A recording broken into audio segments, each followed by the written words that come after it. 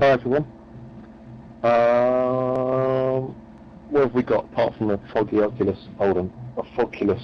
We've got a Foculus. Give me a wipe. We've got headphones on as well, so I'm not taking them off. I'll just give me the old Foculus. A wipe. Alright. What have we got? Clouds. Stupid no straights, hills, trees, blue and white Armco, a pit lane bumpier than my ass. That must mean we're at Donington, and the fact that I'm talking crap already means it's Tricky Mickey's history lesson, stroke, track guide, stroke, setup help.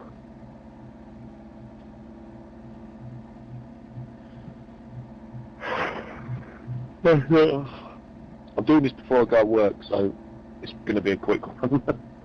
Well, I hope. I don't think it'll be that quick. I can't do it that quick. It's impossible to do that quick. Yeah, I haven't sent you a message about setup and help and all the rest of it and stuff like that. Send you a message, done a video. I haven't done a video. I keep saying to everyone that I'm going to do a video on car setup and all the rest of it and stuff like that, and I never really do it. So I'm going to try and do at least a couple of things that can help you around here.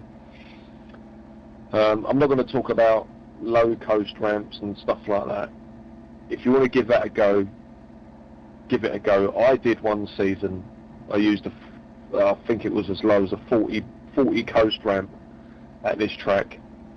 And it does work here, but I won't be using that this season because there's no grip. I don't know what's going on, but it just feels like there's no grip at this track now, or less than there was. Maybe the car's different. It's just probably the car, to be honest with you. I know I don't think they've changed it from last season. They've still got that bite, still got like a bit of a bite on the rear end. So you do have to take this car a bit conservatively. Default weather, but I did a default weather session last night and tried to do this video and it didn't work. Weird settings going on and stuff. I don't know what was going on, to be honest with you. I kept changing things in the garage and the shock settings were going from 12 to 4 in one click and stuff like that, so I don't know what's going on there. But I've got the same weather. I've just picked exactly the same session, and there's twice as much cloud around the track at the moment than there was last night in exactly the same session. So I like that. I actually like that. It sounded like I was going to slag it off, but I like that. There's been Gary's posted something on the forum about Motec and telemetry and all that sort of stuff and all that jazz. I know there's a few drivers already using it and stuff like that. I've never used it. The only reason why I never used it or never really got into it is because I'm not clever enough to do it. No, not really. I just haven't got the time to do it. I haven't got the time to do all that sort of stuff. I barely get enough time to run laps now, so I just want to run laps, and I haven't got time to, unless there's, something really badly sticking out, like the last time I looked at VRS on the telemetry stuff and all the rest of it was at Road America, because Michelle was so quick there. So I looked at it that time, and that was it, But yeah, that stuff's really good. That stuff's brilliant, And if I had more time to do it, if I ever go back to Oval, which is a possibility, I'll start using it again properly. But as for now, I'm not gonna. I've got my wheel back. My wheel what bought off of my.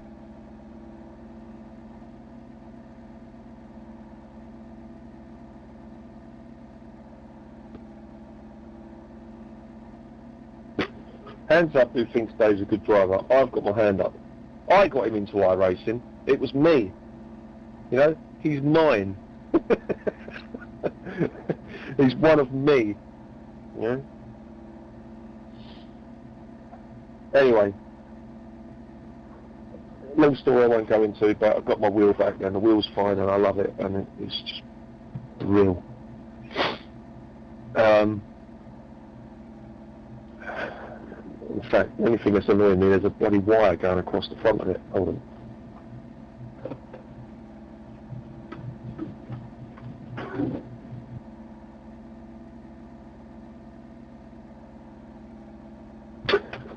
It was a wire to keyboard. Right, that's all that away.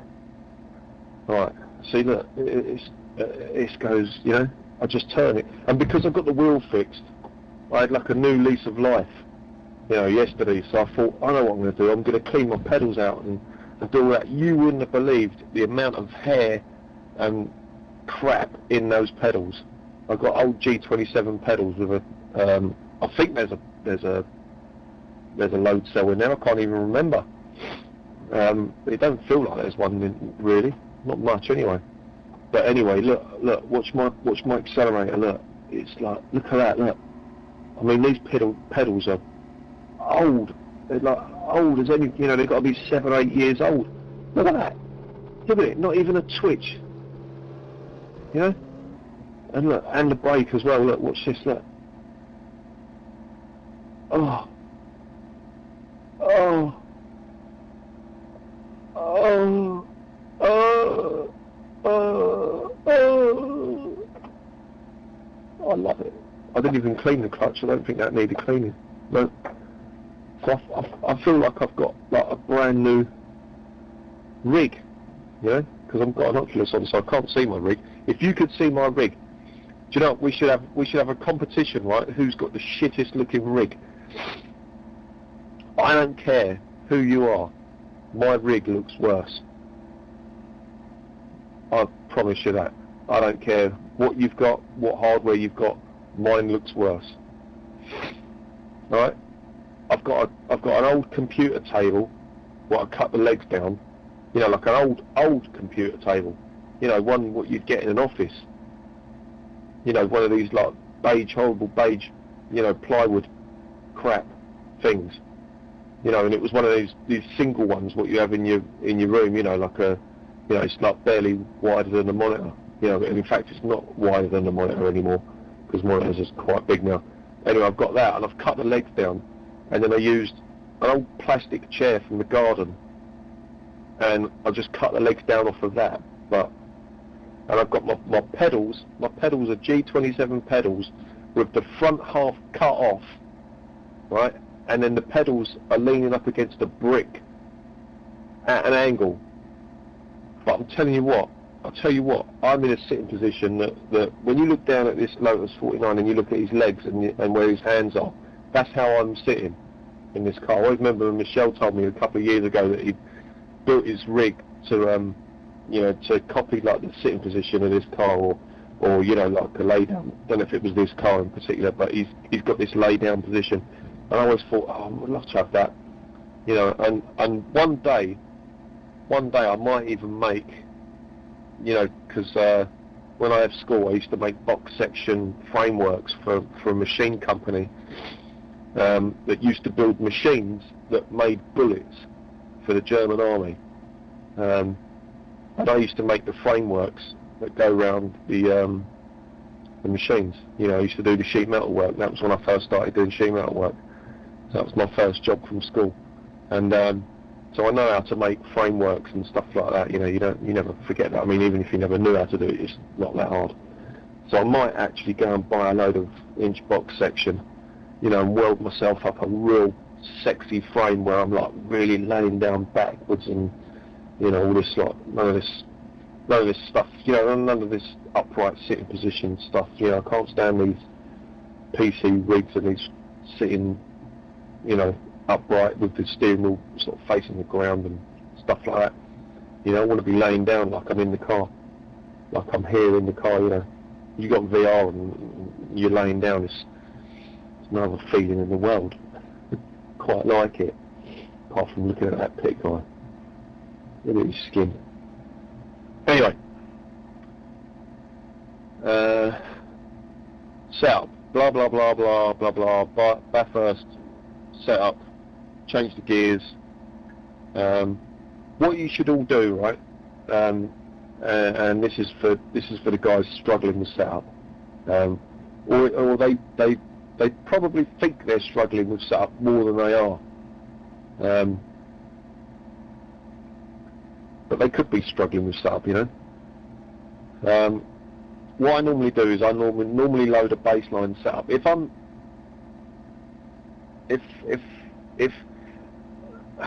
I've already got a setup for this track, I'll obviously load that up and see how I get on with that.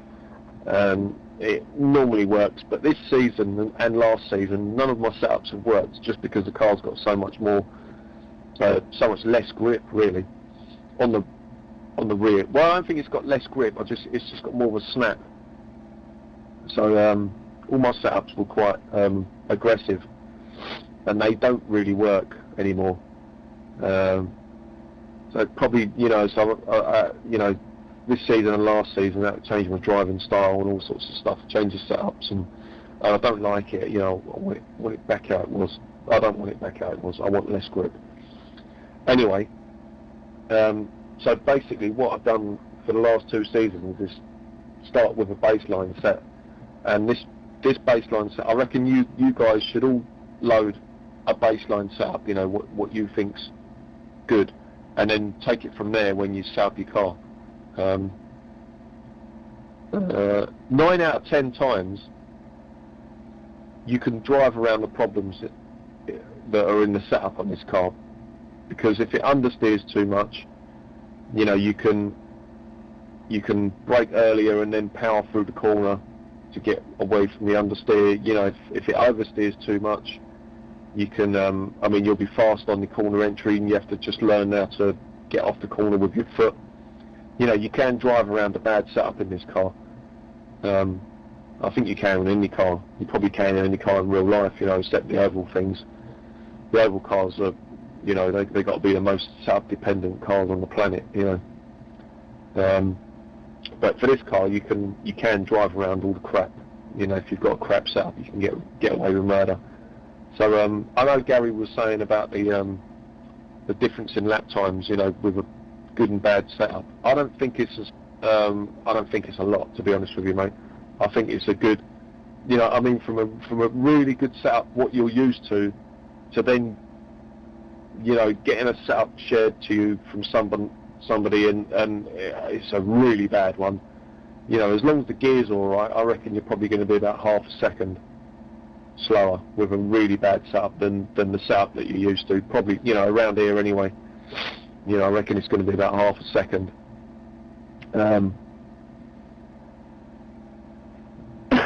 Sorry, excuse me. So what I do is I load a baseline up. So my baseline, I mean, I know it off by heart anyway. I've never saved the baseline. I don't know why, but I'll just go ahead and load this baseline setup, and that is,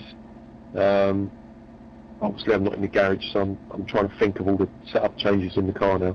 So tow out would be about -7, -8 on the front. Brake bias about 58. Well, yeah, 58. Just to start, this is like I say, it's baseline. So 58 brake bias, about -7 tow out on the front. Then what's next? Your cross weight setting next in it up on the garage. Obviously 50% cross weight. Then what have we got? Ride heights. Ride heights about two, just under 2.5 inches on the front. Spring settings at 250. Shock settings at 6. All across the board. And your caster's always at maximum. I've never even bothered changing the caster ever. I did try it once and it just made the car feel really strange. So I just put it back where it was. So that's that. That's the front end. Rear end. The ride height I normally run about just under 5 inches ride height, or just around 5 inches ride height. Springs 250 again. Shocks at 6 again.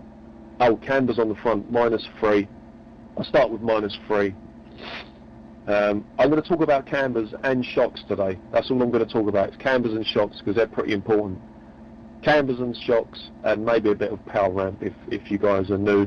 If you new guys are here, because power ramps are really important in this car. So let me carry on. So yeah, cambers on the front at -3.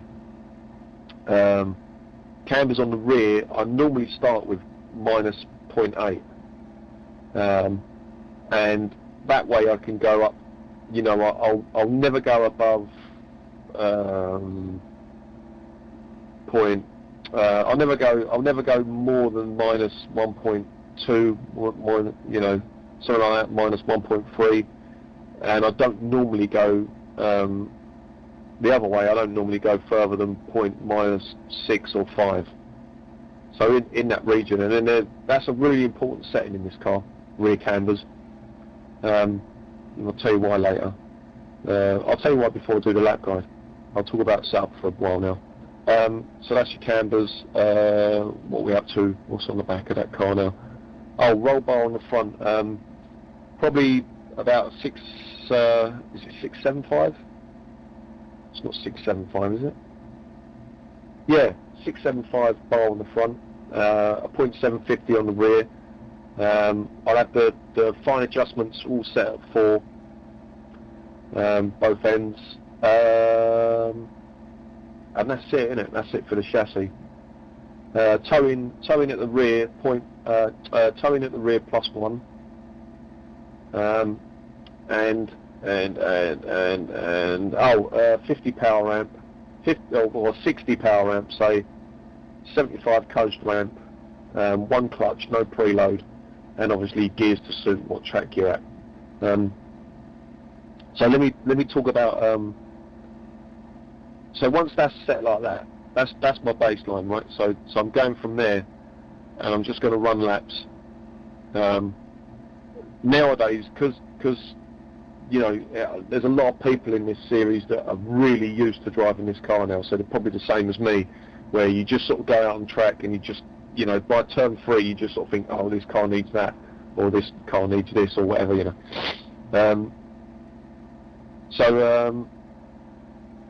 You know, I'm talking about off of your baseline, not off of your race set. Once you get to your race set, once you get your race set sort of close, you have to go out and do at least, I'd say around this track, you have to go around and do at least 5 laps before you can feel what the setup's doing. Any less than that, and the tyres haven't worn down enough, you know, the tyres haven't lost that initial grip. The tyres in this car have got a lot of initial grip, you know, for the first sort of 2, 3, 4 laps. You know, around a short track is probably about 2 or 3 laps. 3 laps if you're lucky. You know, 2 laps is really good grip, you know, and then it dies away, and then it does it come back like it used to? Well, I don't think it does now, does it? Everyone used to always get their fastest laps on the last lap of the race, you know. Anyway, so yeah, so once, you know, so your baseline is your baseline, so when you get out on track you'll know whether it's close or not, you know, by the time you get round, sort of halfway around the lap, you know, so do a lap on your baseline just to see, and then you'll have an idea of what you've got to do. So let me talk about cambers, what I do with the cambers. What the front cambers do is you can use anything from just over 2, -2, or around -2 up to -4. If you've got really low ride height on the front and really high ride height on the rear, you'll get the cambers up as high as -4.1 or -4.2, and you can use that amount of camber and get away with it. You know, your tyres won't wear out. You know, you can use any number of you want to use. What happens is, if the more camber you use on the front, the more sort of bite you get when you turn the steering in. So say turn 1, you get the turn 1, you know, you've got like -4.1 cambers, you turn in and it just feels, as soon as you turn in, the car just darts into the corner, you know, it just feels like it's on rails, you know, as it goes in. And that's a lot of the times that's sort of what you want, but some of the times it's not. Like I couldn't, like with my setup at Bathurst last week, I tried the high cambers, and the way the car was set up, you know, the rest of the car was set up how it was, and the car was just turning right into these corners too much. And I'll tell you where I couldn't get used to it was you know, you go over the little hump, then you go around turn 1, which is the right-hander, and then you go up that little hill to, I can't remember what that corner's called, but it's the slow sort of left that you have to hug the wall on the left-hand side. I just kept hitting that wall.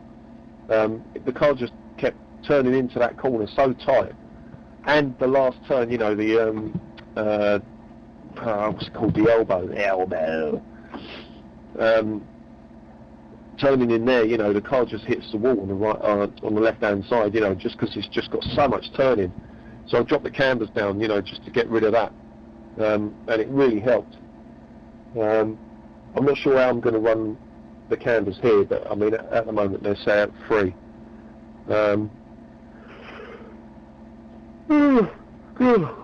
Sorry guys. Right, so that's your front cambers. Don't worry about, I don't see a difference in the braking distances. I must admit, that's probably one of my weak points in driving these cars, my brake application, and you know, braking late and that sort of stuff. You know, that is the one thing I have looked on the telemetry and compared it, and I always compared it with some French guy that drives this car. I can't remember his name, but when I look, well, I didn't even compare it with his. I just looked at mine to see what I was doing, and I couldn't believe what I was doing. So, and that was at Road America. I always remember last season Road America. Michelle was so fast, if you remember. So I looked at the telemetry to see what was going on, and I couldn't believe what was happening. Right. So every braking zone we came up to, I was braking later than Michelle. Right. But what I was doing was, when I hit the brakes, when he hits the brakes, his foot just goes down really smooth. So really, compared to me, really slowly. Right, he brakes earlier and smoother, and I think I couldn't really sort of get to why I was losing so much time, but I think what it was, because this is what the telemetry doesn't show you. Unless it does, then I'll be well shocked if it does. But it doesn't tell you how hot the tyres are getting, and this is what I thought was happening. So I was braking later and harder, and I think I was overheating the front tyres. So when I turned in, you know, obviously we're turning in. Everyone turns in at pretty much the same point. You know, once you've practiced and you've got everything sorted, you know, you'll notice on this car that once you overheat the tyres a bit, it don't turn in. So I've got a funny feeling that's what was causing that. But yeah, my brake application was as hard as as fast as I could hit it, and the brake would spike at 100% braking force, and then come down. So it's like I'm pushing the pedal down full power, and then coming off it straight away. And it's just a stupid habit that I'm in, that I can't brake. And I've tried, and so it's just, you know, like that peak 100% point of braking input is like, you know, minute, you know, like a thousandth of a second, you know, 100th of a second of me putting my foot all the way down on the brake 100% as soon as I get on the brake, and then coming off, you know, to where the car's not going to lock the brakes up. So it's like a really weird, like, braking thing. If you ever share any of this telemetry to you, Gary, you'll see that and you'll think, bloody, what's he doing on the brakes? Don't try and copy that, mate. That's not good. So yeah, so if you do get some telemetry off of a lot of drivers, you'll probably notice my brake application is probably the worst out of the whole lot of us. So that's that. What was I talking about? Canvas. So rear cambers. So that's your front cambers. You know, like if you want the car to pull into the turning more, stick more camber on it.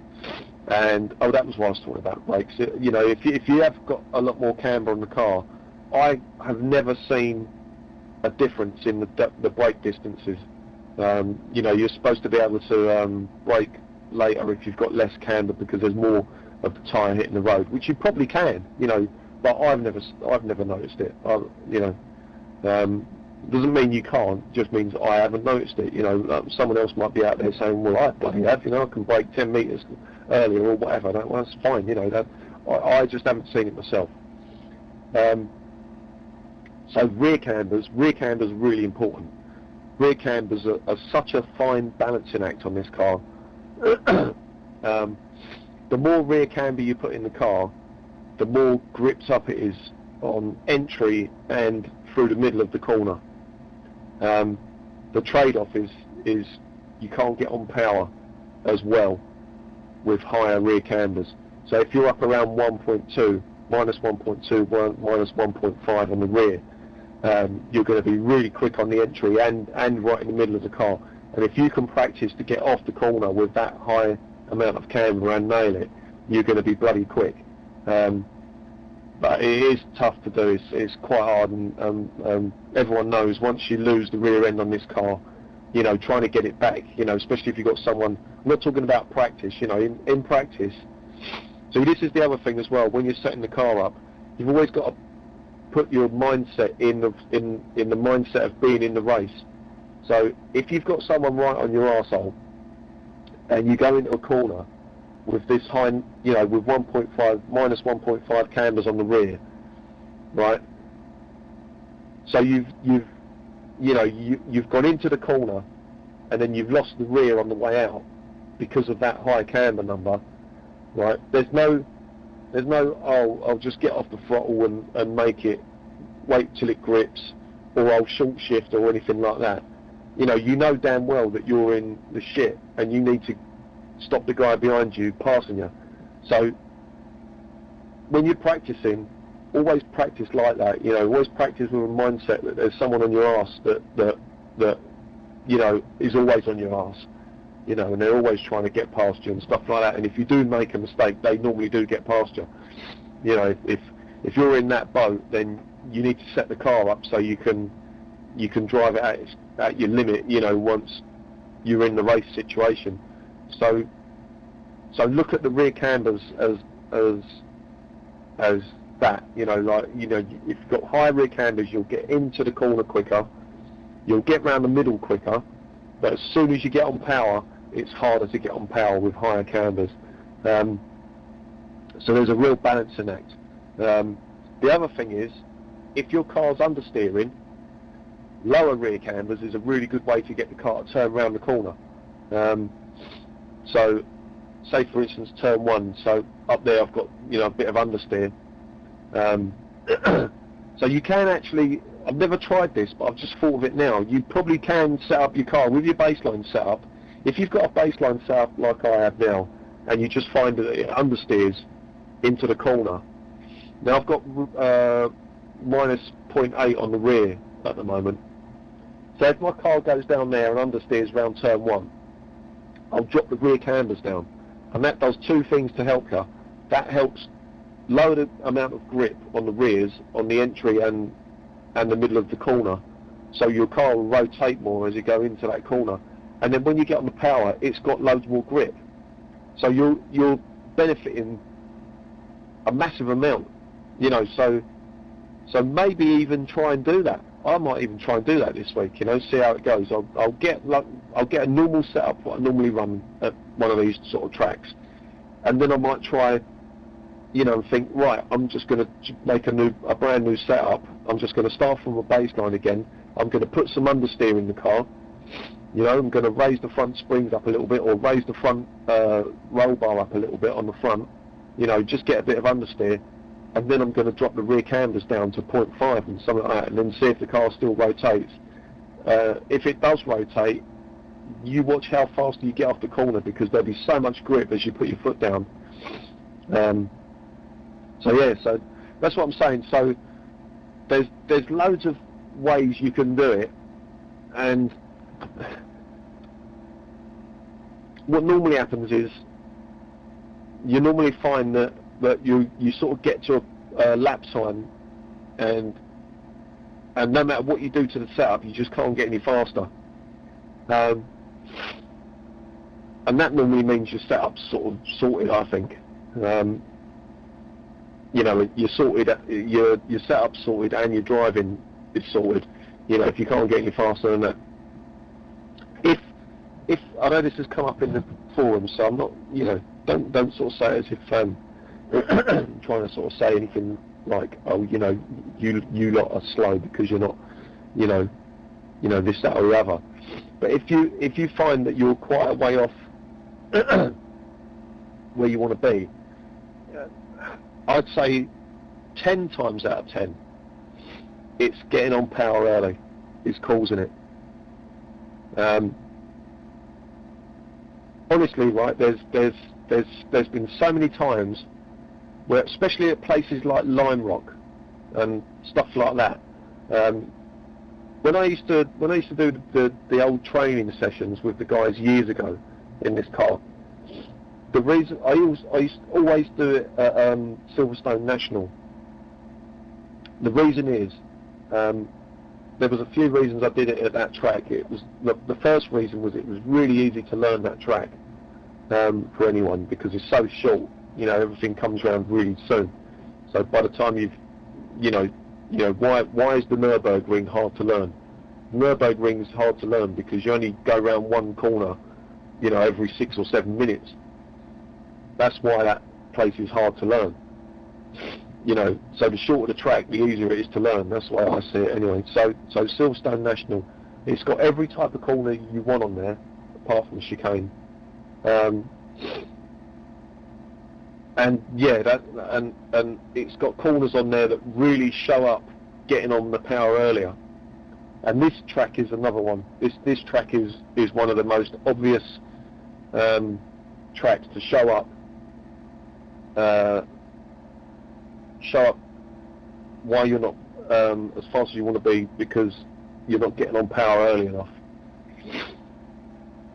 It's such a hard thing to explain, and I'll tell you what normally happens, right? What normally happens is this. What normally happens is you'll get practicing, and you get to this certain lap time, and you start falling into this false sense of security of this lap time, you know, and you think, oh yeah, this is okay, you know, this is my lap time, that's where I'm at, and all the rest of it. And what you have to do is you have to try and sort of forget that lap time, and forget what you're doing on the track. This is so hard to explain. But for those of you that have done it, you'll get this, you'll understand this, and you'll think, yeah, he is right, you know. Dude does know what he's talking about. So let me just take turn 1 down here. So as you go around turn 1, you get on the power, have your delta time on all the time, you know, against your best lap or against your optimum lap or whatever you want to have it against. But just have it on something so you can literally see in real time if you was faster or if you was slower. Such an easy thing to help you out with this. So what you do, right, let me get down there.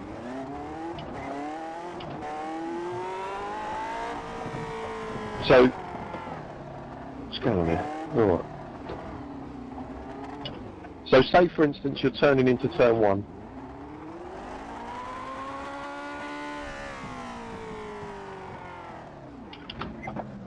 Shall I do the lap guide before I do this?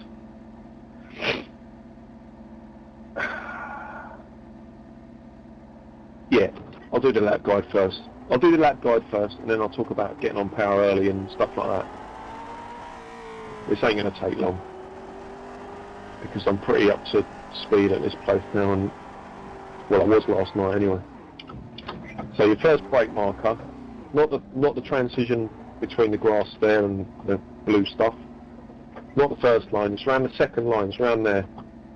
that's your first brake marker. As you come down here, get over this white line, and you want to be about here. You can't get over that far. That's too far. But you want to be about there, about a third of the way in. And there's second gear, turn in. You can have any apex you want in, as long as it's not an early one. So middle to late apex is fine. Run up on that curb on the right, and as you come up and you're going up through the gears, stay off that curb on the left, hit this curb on the right, and when you get to this curb, oh, I thought it was back there. As you get to this curb here, you need to come off the power enough to, you don't have to hit that curb on the right there, but you want to be on this sort of area, you know, you want to be tight. I normally aim for that the end of that curb. If I can be on sort of somewhere near the white line now on the end of that curb, then that's alright. As I come down here, you just have to learn where to turn in for this one. It's quite a hard one. But run up this curb, and when you get to about here, because you're in the dip of the hill, you can floor it here for a quarter of a second. You can have your foot all the way down, maybe half a second, and then slow down. I think your brake marker for this one is just after that arrow pointing up to the top left, right, that cloud up there. I don't know why it's pointing up to that cloud, but there you go. So anyway, third gear. You have to take this slower than you think you can take it, because if you take it at the speed you think you can, you're going to run wide on the outside of it. So just hit that curb there, and when you cross this curb, there's a couple of things you can do. You get slow down here if you're go back on YouTube and have a look at Nigel Mansell when he crashed into that brick wall in a Ford Mondeo. He knocked himself unconscious. And I'll tell you what, if Mansell, here's the thing about Mansell, right? He was as strong as a bloody ox. He was a hard nut, you know. He was a strong bloke, you know. And a lot of his speed came from wrestling the cars round, you know, especially the year he won the championship. Everyone always says, right? Everyone always says, it was the car that year, you know, when Mansell won the championship. That car wasn't slow, but I'll tell you the one thing about that car. I can't even remember what car it was. FW9 or whatever it was. Yeah, the Williams. But anyway, if you look at him and Senna that year, they were pretty close, you know. I mean, that car did have the edge. But if you look at their teammates, I think it was Gerhard Berger was Senna's teammate, and I know for a fact it was Riccardo Patrese who was Mansell's teammate. They were absolutely nowhere in that car. The only two drivers that made anything of their cars that year were Senna and Mansell. And I remember reading that Mansell was 25. I think it was 25 kilometres an hour faster round turn 1 at Silverstone than Riccardo Patrese. And the reason that was is because that car needed to be driven like this car. So this car, you know, obviously, you know, like I always say about powering out corners with the wheels straight and stuff like that. His car was like that as well. That car was like that as well. I always think about that and think, God, that's bloody impressive to wrestle that car around. Like, you know, I mean, it's hard enough to do it in this car. You imagine doing it in that car with all the downforce and the, you know, the speed that those cars had. That was a bloody good year. Remember that. Anyway, so we had Nige, you know, the Brits had Nige, and the Brazilians had Et, or Iet. Anyway, go and have a look on YouTube. But when he hit that brick wall up there in front of me now, he knocked himself unconscious, which is no mean feat, I reckon, because he was one of them blokes, you know. He probably still is. Anyway, this curb, what sometimes happens, sometimes you get lucky here and you lose the rear end going over that. So as you're coming down here, you're turning into this one, and if you can keep your foot down hard enough, or if you get it just right, sometimes you lose the rear. What happens is, if you lose the rear as you're going over here, you can take more of the curb. You can sort of touch the edge of that like that, right on the edge. Look at the front wheel. You know, you can be right on the edge of that, and because the rear's out to the right hand side slightly, you're faster and you don't get a slowdown. So you're coming through here now, up through the gears, foot down to the floor. You've got to watch out for this curve here on the right, because it's really easy to run wide there.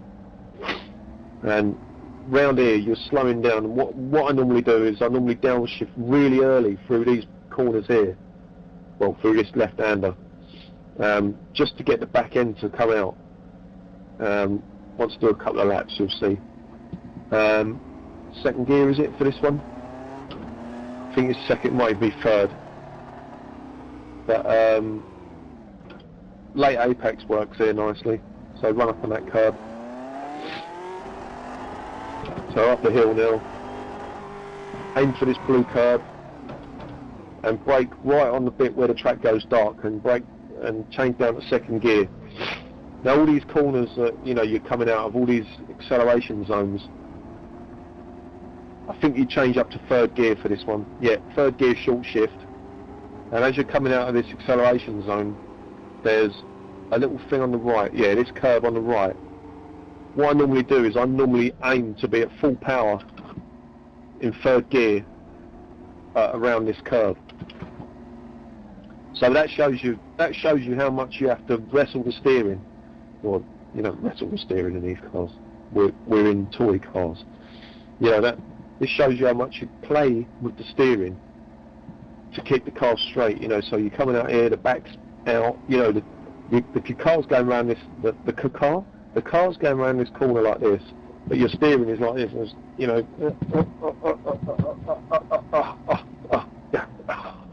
made it. You know, to come down here. So this season we're running the Grand Prix layout. There's the museum on the left. That museum on the left is shut down now. It's closed down. It closed down in November last year. I never knew that. I can't remember where the brake marker is for this. I think it's in between the two arrows that are pointing up to the sun for some reason. In between that sign and the blue curb, and you run on this curb all the way down to second gear. So down to second gear, turn in. Now this chicane's a bit of a weird one for me, because most chicanes that I drive through, you go through slow and then sort of keep the same speed again through the second half of it. You know, this one's different. You go through the first half of it slow. Notice we're not turning right there, we're turning left. It's a Grand Prix layout. I'm glad we're using this layout as well, because I can't stand those bloody stupid massive red curbs there. Look at the size of that. The amount of people you see spin in that broadcast race what we had last season, or whenever last time we ran here, you know, all due to people hitting that curb there and just bouncing off of it and going over it. Good riddance to it. Piss off. Anyway, so turn into this beautiful flat curb chicane, second gear. I think you can take as much as that, and this is where you start accelerating. So up to third gear now, and foot to the floor again, exactly the same as the turn onto the back straight there. You know, foot to the floor, steering all over the place, trying to keep the car straight. But this is a weird corner where you got to have a weird. This corner sort of really dictates your gearbox, really. I think I'm taking it in second gear now. I think I've messed around with the gearbox so much just to get me to be able to use second gear. Obviously that means I'm going to have a really low first gear, but by the time I've practiced my starts, I'm going to be like white lightning off a black snake's ass off that line. Anyone knows what film that's out of? Let me know in the comments below, or even the forum. Oh, Right, so bomb it down here. Give it full beans dear fellow. Then as you hit the brakes here, just tip your hat to the old lady on the grandstand over there on the left. Little wink, little nudge. Anyway, hit your brakes around just before this curb on the right. Well before the curb on the right. And look at these tyre marks. These are your sort of way that I normally use. You know, I use these tyre marks to get myself lined up for the corner because you can't see where the corner is. You can use that wall as well. The grass is quite big, look. The grass is quite a long way from that wall, so I normally use the tyre marks to get around there. And here's another really good, you know, part of the track where getting on the power early is going to show up if you do or you don't, you know. So let's do a lap.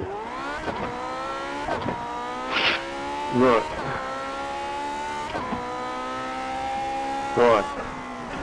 Over the line, down to second gear. Don't turn in too early like I just did. Hit that first curb, this one. Don't worry about the second one. Turn into that. Down to third gear on the curb on the left. Short shift up to fourth there for some weird reason. Take a chunk of that one. Watch the curb on the right. That's really easy to run. See the low down shifts? The low down shifts? High down shifts. Anyway, I want the engine to rev there to get the back out. Too much curb that time. Want to be on full power now. Messed that up. Might be my power ramp.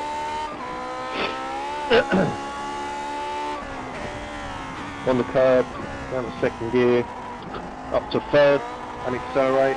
Hard on the power. Try not to come off the power like I did. Second gear for me. Don't worry about running down here, look. The track's so wide here, and the track's so wide and the corner's so slow that you don't have to worry about running down here like this. Yeah, you can run it here. Perfect second gear, look for that corner I've got. Brake before the curb, watch the tyre marks. Try and not to overdrive it like I did. Foot all the way down.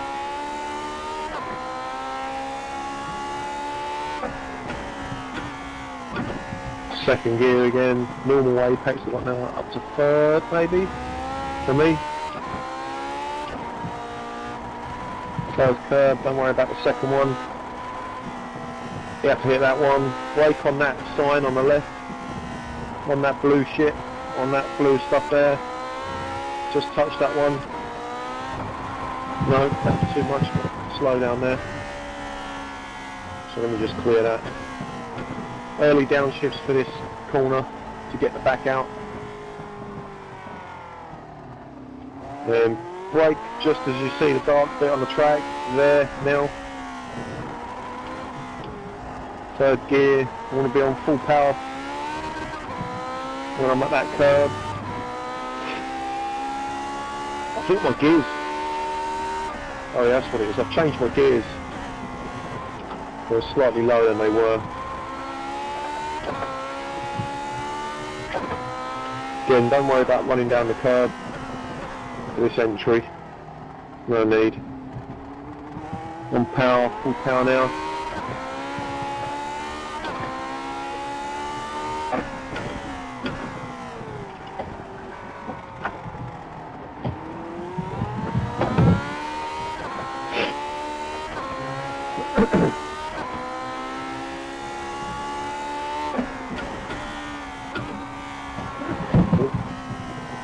Yeah, I've got a funny feeling.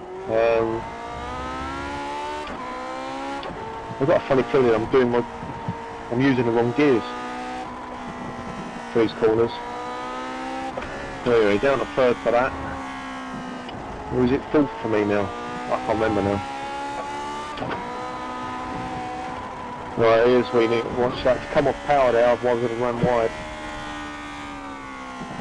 Yeah, I'm one gear out, so my gears are so low that third is sort of second gear, so third gear here, not second gear. That's what I'm doing wrong. Right, there you go, now I can get on full power there on that curve. So third gear for this one for me, that's what it is. Right, I've got it now. Full power, look. Car's nowhere near straight when I'm on full power. So this is, my second gear is really my first gear for this corner. Full power again before the car's straight up. So third gear for this one for me now. Or would it be second gear? Yeah, no, that will be second gear for me. So that's the first gear corner really. So this will be third gear now. That's better. That's better. Sorry guys, I had that all wrong. Again, on power miles before the car's straightened up. Bit of brake there to get the car to turn in. So this is going to be a fourth gear one now for me. Too much curb. Too much exit curb as well. That was ish. So third gear for me here. Messed that exit up. Versus the third gear for me now. On full power there. You can do it, you can nail this car and get it on full power before it's straightened up. If you just, like, even if you look, even if you like that, and that goes back to what I was saying, you know, about if there's someone on your arse. That right there, where I just lost the bag, just still accelerating. That's when someone's on your bum. That's a typical situation when someone's up your arse, and you know they're going to get past if you straighten the car out. If you take your foot off and straighten the car out, they're going to get you. So you just got to keep your foot down. And yeah, the car's all over the place, but you know, it's a lot harder for the, and plus, it's being a little bit sneaky. It is a little bit sneaky doing this, but if you do keep your foot down and the car's, you know, washing all over the place like it was just then, they don't want to overtake you because you look like you're going to wreck. So it keeps them behind because they're just worrying about getting past you. So just always practice that. Always practice that. You know, obviously if we was in a real car, I wouldn't do that. I wouldn't keep my foot down like that. We're not in a real car. I don't give a shit. If I crash it, just press escape. You know. So always practice it. You know, just keep your foot in. So let's take that to an extreme now. See what happens here. Look. So foot down then. So that's what I'm saying. If there was someone behind me now, you know, chances are they wouldn't have got me there. You know, just because I kept my foot in. And the car, I know the car was all over the place, but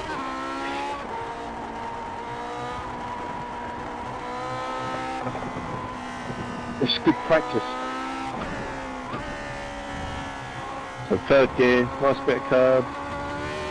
Can't get on full power out of one there. That's about as much as you're allowed to take of that without getting 1x. Early downshift, another early downshift. On power early. Full power before the car's straightened up. This is the secret.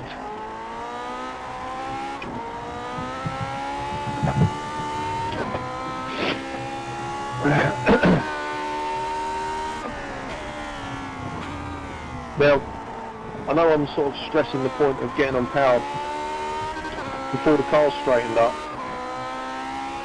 And just as I was saying that, if you notice, when I came out of the chicane there, I absolutely nailed what I'm trying to show you how to do. a lot of these corners now at the moment. It is because it's 10:30 in the morning and I've got to go to work in a minute. I'm not really paying attention to what I'm doing. What am I saying? The car looks a bit all over the place out of these corners. But the last time I come out of that chicane just now, you saw it was nailed out there, and I had my foot all the way down. Steering was straight. The car was sort of sliding to the, well, it was rotating to the right, but sliding to the left, the rear end, you know, just slightly, just a slight amount, you know. So, just to finish up now, I'm gonna find the button off. Oh, I haven't got a button. See, that's the trouble. When you get another wheel back on there, you've got to change all your buttons and stuff and everything. I forgot to set a button to clean the windscreen out.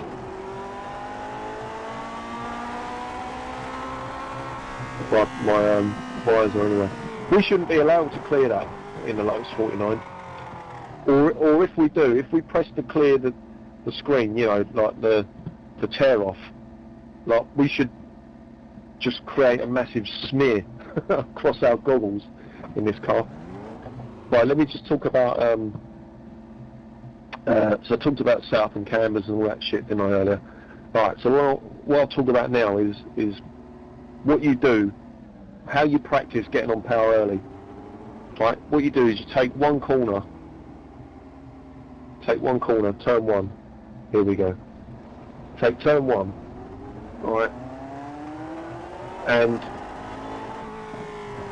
you've got your delta screen on, right? So you got against your fastest lap is probably the best way to do it. So set your delta screen up to have it on fast, you know, against your fastest lap or best session lap. That's what I normally do. So you got to do a couple of laps before you get a decent lap time, and then you know where you're at with your delta screen. So you're on your brakes now. You're coming down on your brakes. And what happens is, as you turn in, you're on power.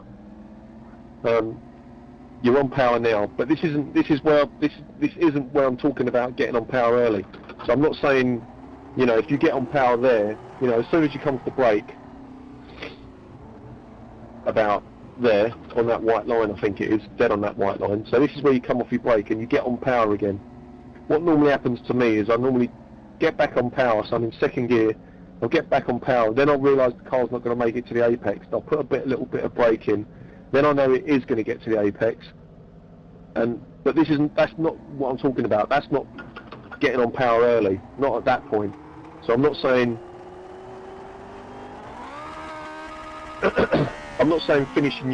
finishing your braking here or here where it should be. You know, I'm not saying, okay, finish your braking here and get on power here. That's not what I'm talking about. I'm talking about getting on power from the point on the corner where you can get on power to get to the exit.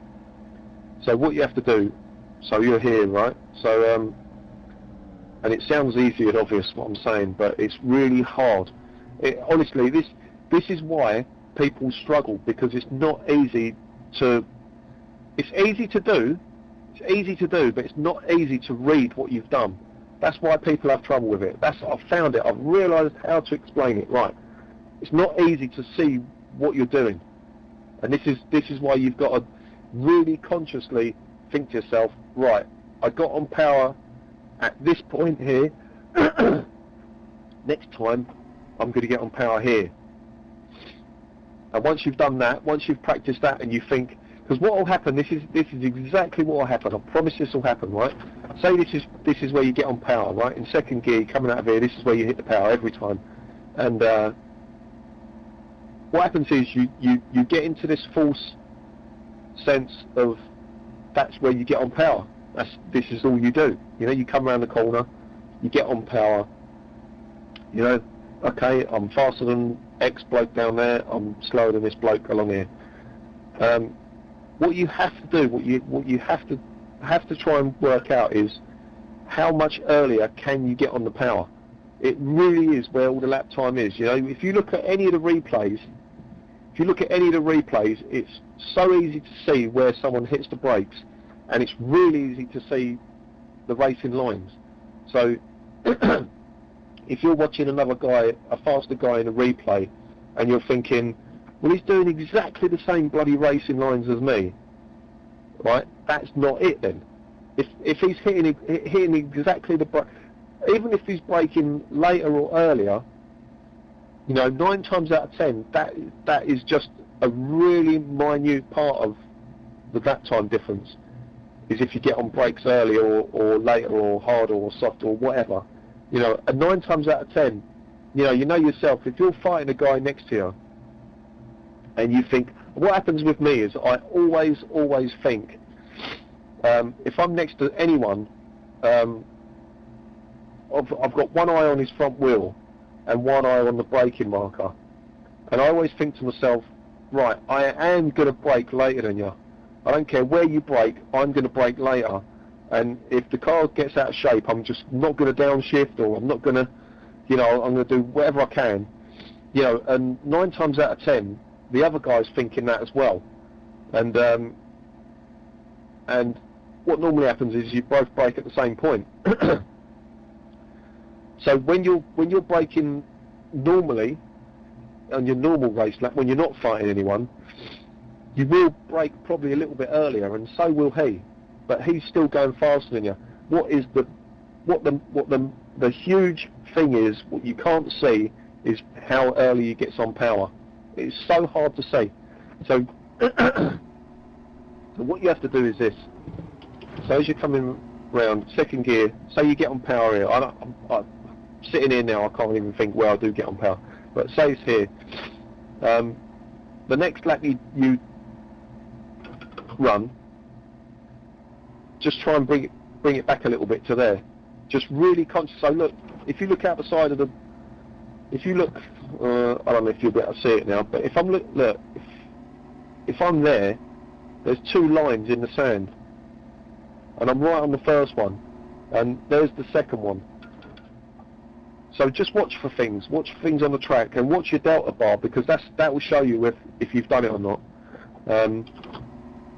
So there's a line there on the right hand side on the sand, I can see. So if I back it up even more, there's another one. So I didn't even know they were there. So there's another line. So I can use those as you know, let's do it. Let's see where I get on power.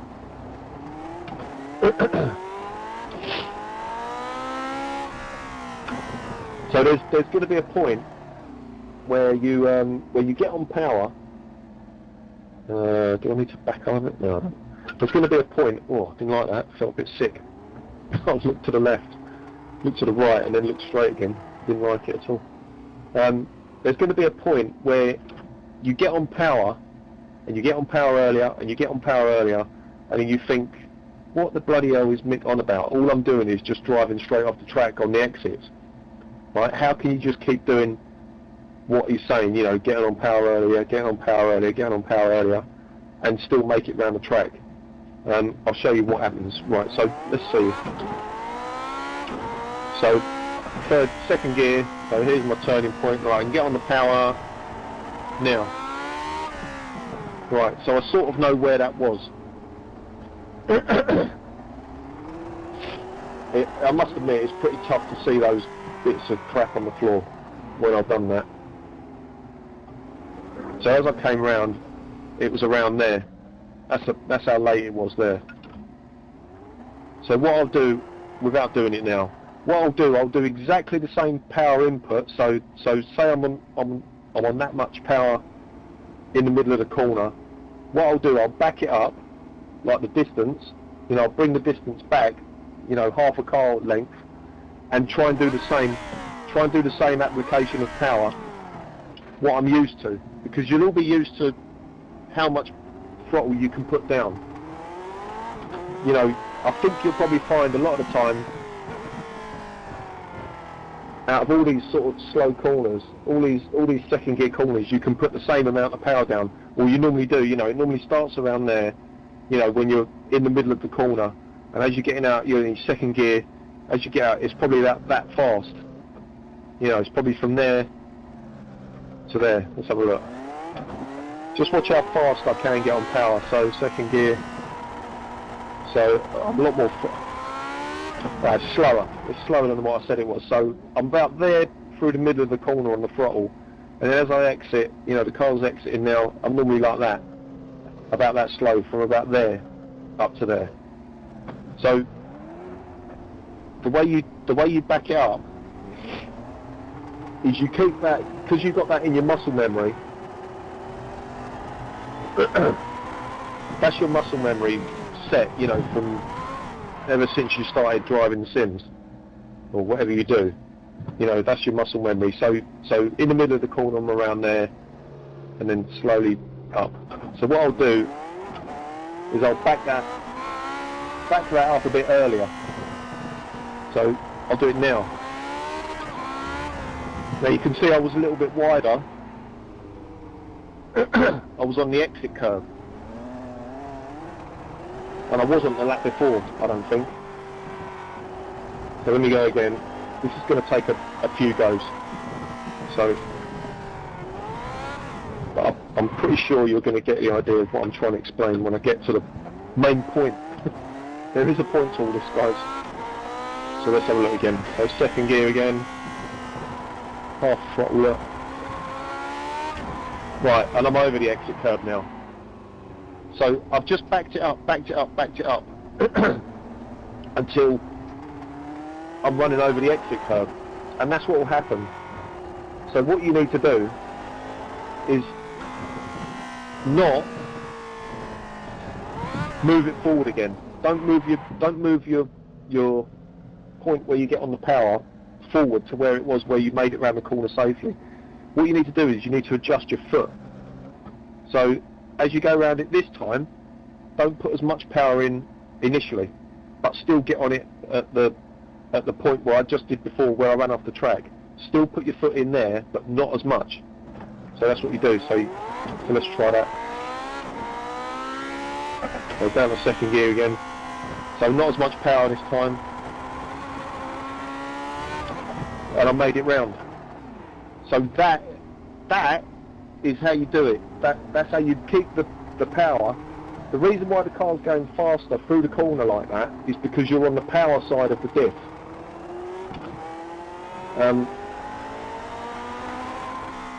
Now what happens is,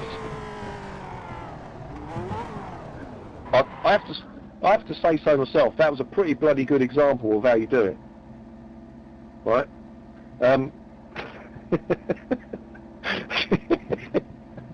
Oh, I'm supposed to be at work. Alright, so what you do is you lower your power input into the corner. You just need to get the car on the power side of the diff. So the rear end is coming out.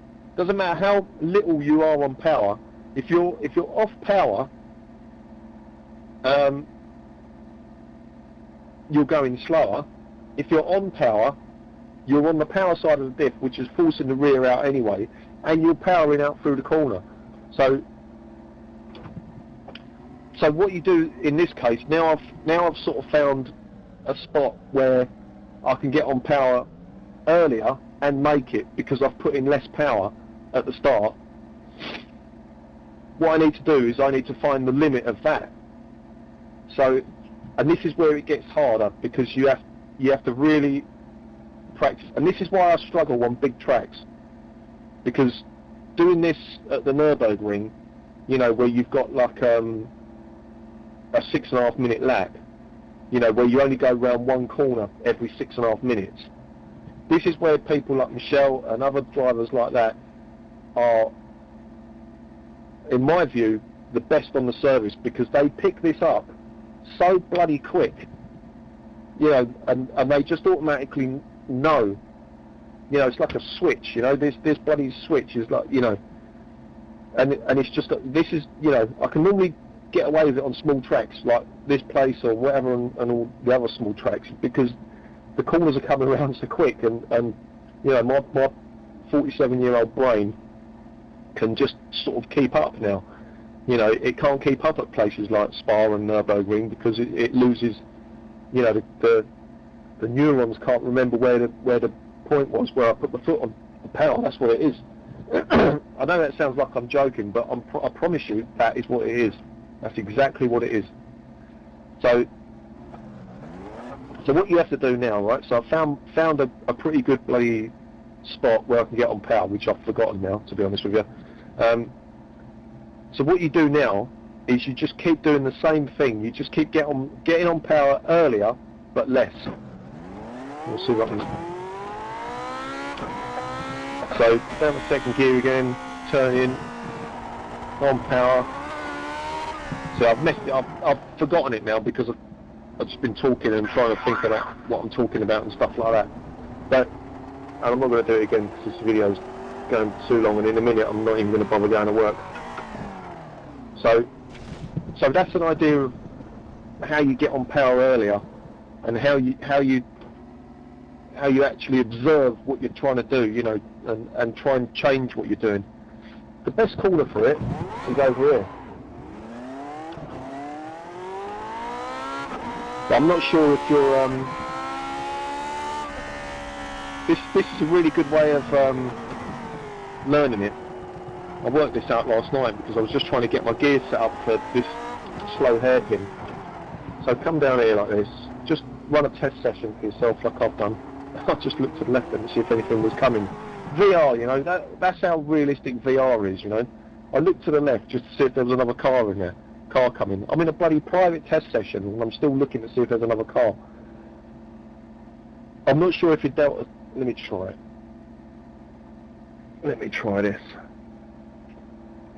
Right, I don't know if this is going to work.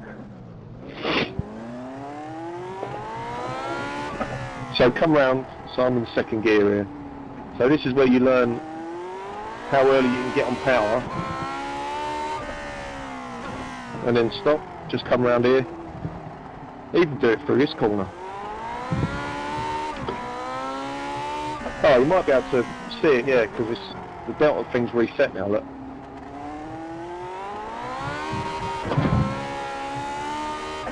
Yeah, the delta time reset itself when I got over that side there to the right. So that'll show you. So coming out of the last hairpin there, or the hairpin behind me, that's a brilliant place to try this. So every time you try it,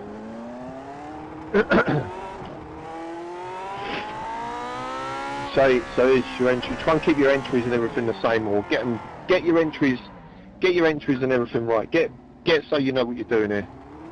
And then so second gear. So let's have a look. So on power there. Let's see what the delta's doing. Delta time has disappeared now.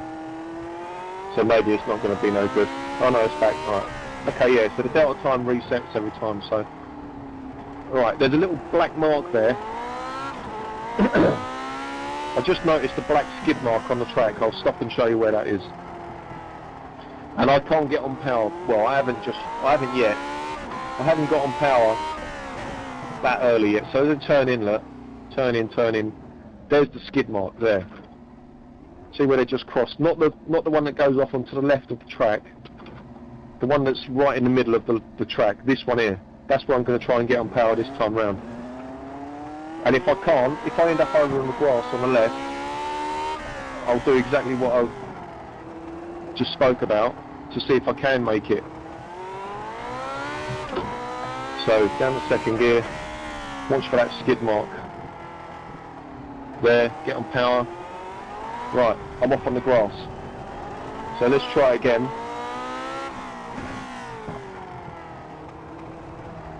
But this time, I'll be on power on the skid mark again, but less.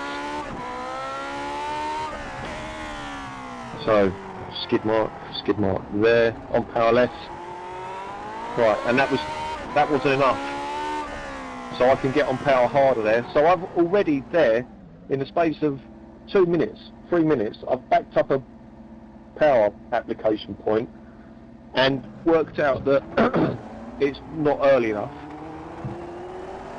Already worked out that if I get on power at a certain point, I'll be on the grass, and worked out that I've got to get on there a bit more than I did. So it doesn't take long to do. You know, you just have to physically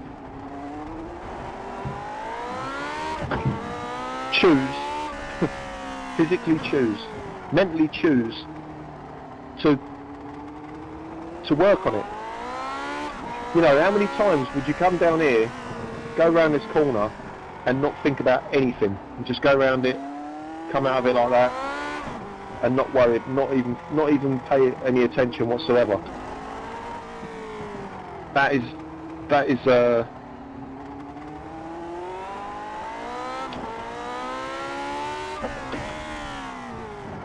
what I'm trying to say.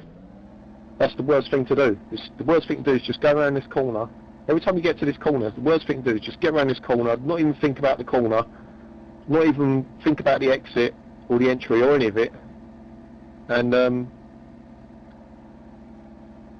because that's it. You don't learn anything about the corner. You got to learn, you know. So that's you know. So just look at the process I went through to get this corner better. You know, I looked at something on the ground, that skid mark, because I was getting on power about there, I think. So I thought, okay, right, there's a skid mark there I can see, so I'll get on power there and see if I can do it. So let me just run a few of these.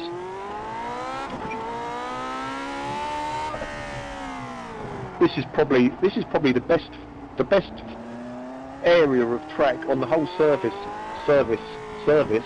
I've found to learn how to get on power early. So come around here, brake mark, there it is. There you go, look. I'm just getting a bit better now. So let's go again. Watch for that skid mark.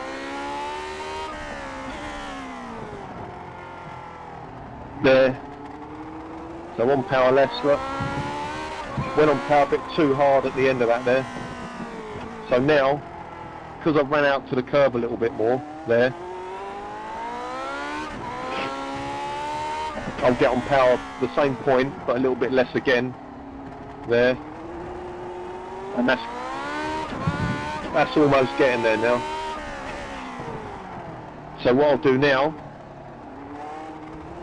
let me just try again.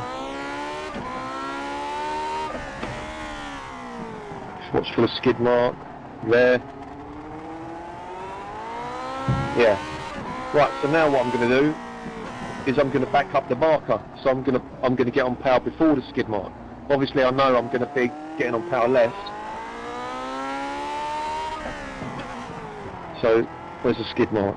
There it is. So I missed it a bit there.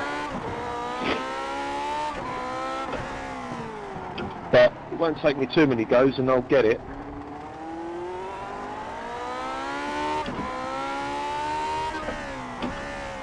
Right, so there we go. Let's try now. Right, so here we go. Right, I'm a tenth quicker. I was a tenth quicker that time. So this is getting there now. This is getting to the point where I'm not going to be able to get on power much earlier than this. Yeah. So that's around the limit of that, I think. So I've gone from, so how long's that taken me? That's taken me 5 minutes. And I'm talking to you about it, stopping and telling you what to do and stuff. So I've worked out that as I turn in here, I can get on power around that point there now. There's the skid mark there, look. And when I first, so this proves it. If anything proves it, it's this. When I first came round this corner, I've done, what, how many laps have I done now? I've probably done about 30 laps here now. Last night, you know, I tried to do a video last night and the mic weren't working. And I know for a fact I was getting on power here. So just by doing that, talking to you lot, and consciously working it out, first of all I started getting on power wherever that skid mark starts, there, and now I've realised I can get on power here. That's a car length. That's over a car length of corner I've gained by getting on power early. From there, wherever that is, I'm just looking at my back wheel. No, I think it's even more. Let me just work it out. So, yeah. Yeah, it's over a car. It's about a car length plus about 1.5 foot of track where I've got on power earlier. And like I said, you know, you can keep doing it, never stop doing it. You know,